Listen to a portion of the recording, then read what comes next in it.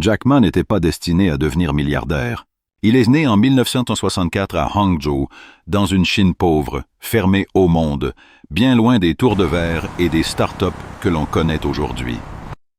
Sa famille vit modestement.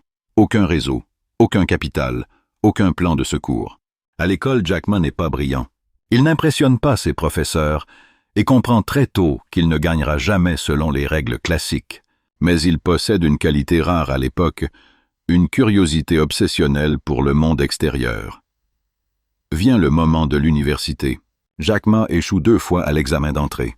La honte est lourde, la pression sociale immense. À la 3e tentative, il est accepté sans prestige pour devenir professeur d'anglais. Son salaire avoisine les $12 par mois. Il ne gravit pas l'échelle sociale, il survit. Diplômé en poche, il postule partout. Hôtels, entreprises, administration. 30 candidatures. 30 refus. Puis vient l'épisode devenu célèbre.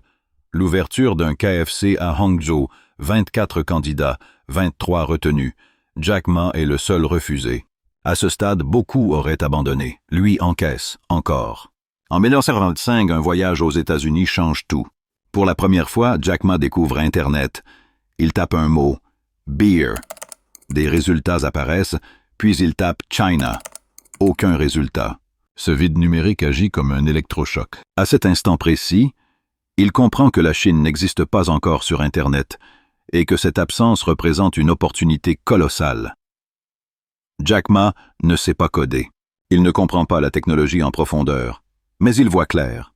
La Chine regorge de petites entreprises capables de produire, mais invisibles à l'échelle mondiale. Il imagine une plateforme pour les connecter au reste du monde.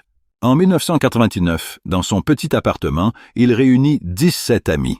Pas des experts, pas des investisseurs. Il leur parle de vision, d'avenir, de patience. Alibaba naît dans le doute et l'incrédulité générale. Les premières années sont difficiles. Aucun profit, peu de confiance.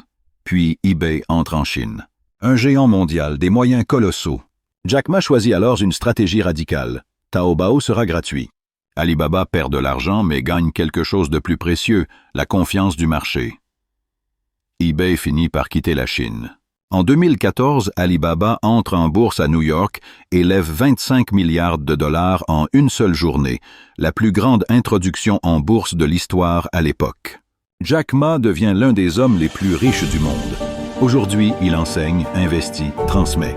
Son parcours rappelle une vérité simple. L'échec n'est pas un verdict.